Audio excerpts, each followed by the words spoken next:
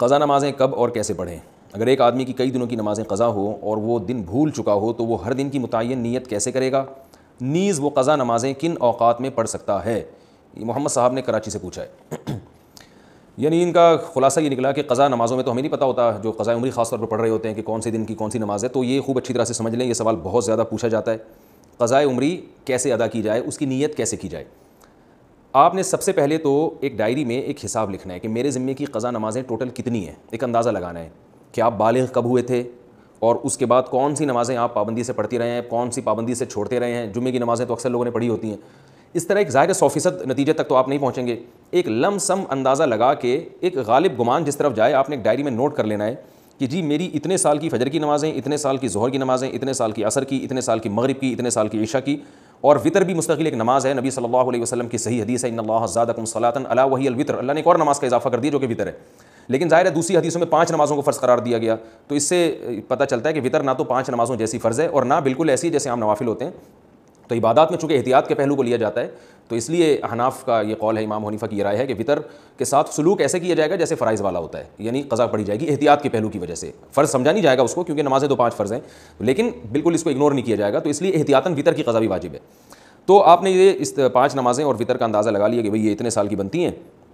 اور ایک ڈائری میں آپ نوٹ کر لیں۔ میں ڈائری میں نوٹ کرنے کا اس لیے کہہ رہا ہوں کہ یہ تجربے پر مبنی ایک حقیقت ہے، مشاہدے پر مبنی، کہ جو صرف حافظے پر چلتے ہیں وہ کنفیوز ہی رہتے ہیں ساری زندگی، وہ پھر بھول جاتے ہیں کتنی پڑھی کتنی رہ گئی۔ تو آپ نے ایک چارٹ بنانا ہے کہ بھئی میری فجر کی جیسے سال کی اتنے سال کی نمازیں تو اتنے مہینے اتنے دن، وہ دنوں کے آپ نے کاؤنٹ کر کے لکھ لینا کہ جی میری فجر کی مثال کے بعد 256 نمازیں رہتی ہیں یا 356 یا 1256 نمازیں میری فجر کی رہتی ہیں، تو آپ نے ایک لکھ لیا اس کو، پھر ظہر کا لکھ لیا، عصر کا لکھ لیا، مغرب عشاء اور وطر کا لکھ لیا آپ نے۔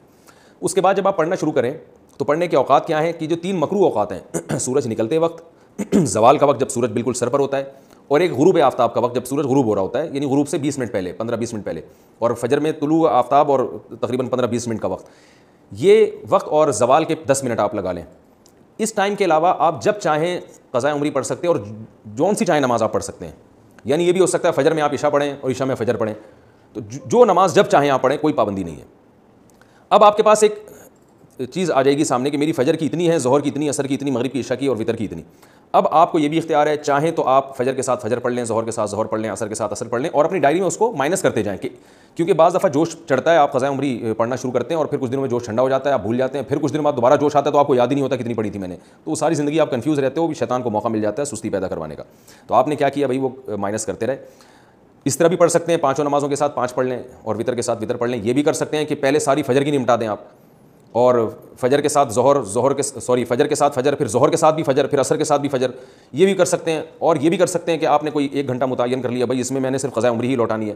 تو چاہے پہلے ساری فجر کی پڑھ لیں یا ساری ظہر کی، آپ یہ کہہ سکتے ہیں بھائی ظہر کی نماز لمبی ہے اور عصر کی اور عشاء کی لمبی، تو یہ والی پہلے نمٹا دوں، تو ظہر پہلے نمٹا دیں ساری، اور ترتیب سے بھی پڑھ سکتے ہیں، ہر طرح سے آپ کو اختیار ہے۔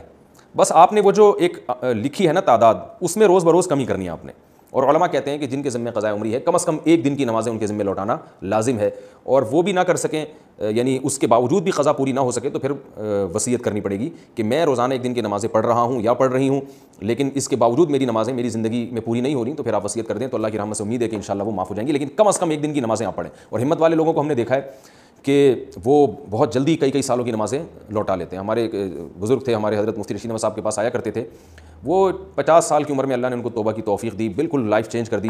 تو انہوں نے 50 سال کی عمر میں قضاء عمری ساری پڑھائی اور 1-2 سال میں انہوں نے کمپلیٹ کر دی۔ ہم جب بھی دیکھتے تھے وہ ہر کوئی نماز ہی پڑھ رہے ہوتے ہیں، بہت جلدی انہوں نے نمازیں کمپلیٹ کیں، اور پھر 4 مہینے میں انہوں نے قرآن بھی حفظ کیا۔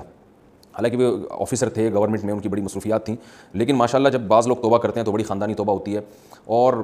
اس اتنے نیک بننے کے باوجود بھی ان پہ اللہ کے خوف کا غلبہ رہتا تھا۔ ایک دن ہمارے حضرت کے پاس آئے اور کہنے لگے مجھ پہ بہت خوف ہے کہ پتہ نہیں میرا بنے گا کیا آخرت میں، تو حضرت ان کو بڑی امیدیں دلایا کرتے تھے، ہمارے حضرت نے ان کو اجازت بیعت بھی دی۔ تو ایسے لوگ بھی ہیں، لیکن بہرحال آخری درجہ یہ ہے کہ آپ 1 دن میں کم از کم 1 دن کی نمازیں ضرور لوٹائیں۔ اور یہ بات خوب یاد رکھیں، جو آج کل ایک نعرہ لگایا جا رہا ہے کہ کوئی قضا نہیں ہے، اس کی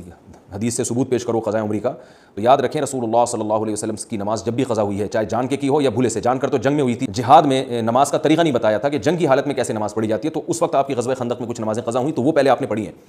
تو یہ پوری امت کا اجماعی مسئلہ چلا آ رہا ہے، حتیٰ کہ ابن تیمیہ رحمہ اللہ تعالیٰ جو بعض مسائل میں اجماعی امت سے انہوں نے اعراض کیا ہے، ان کا بھی یہی قول ہے کہ نمازوں کی قضا پڑھی جائے گی۔ تو یہ اب 15ویں صدی میں کچھ لوگوں نے یہ ایک شوشہ چھوڑا ہے کہ جو نمازیں قضا ہوئی ہیں وہ صرف توبہ سے معاف ہو جاتی ہیں، اور وہ کہتے ہیں اس پر کوئی حدیث نہیں ہے۔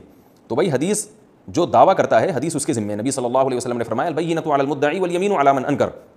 کہ دلیل اس کے ذمہ جو دعویٰ کرتا ہے. نمازیں جب قضا ہوتی ہیں تو آپ یہ دعویٰ کر رہے ہیں کہ وہ قضا کیے بغیر صرف توبہ سے معاف ہو جائیں گی, تو آپ کے ذمہ دلیل ہے. ہم تو حدیث میں جب بھی دیکھتے ہیں جب بھی نماز قضا ہوئی ہے توبہ کافی نہیں سمجھی گئی ہے, اس کو قضا بھی کیا گیا ہے. تو نماز ہو یا روزہ ہو آپ کو قضا بہرحال کرنی پڑے گی. اس پر میں تفصیل سے کلپ ریکارڈ کروا چکا ہوں دلائل قضاء عمری کے, وہ میں دوبارہ ابھی اس کو ریپیٹ نہیں کروں گا. تو مسلمان کو چاہیے توبہ کرے اور جتنی نمازیں اس کے ذمہ باقی ہیں وہ جلد سے جلد ادا کرنے کی کوشش کرے. طریقہ میں نے آپ کو بتایا. ہاں نیت کیسے کریں گے؟ نیت آپ نے ایسے کرنی ہے کہ جب آپ فجر پڑھ رہے ہیں تو آپ یہ نیت کریں گے بھائی میرے ذمہ جتنی فجر کی نمازیں ہیں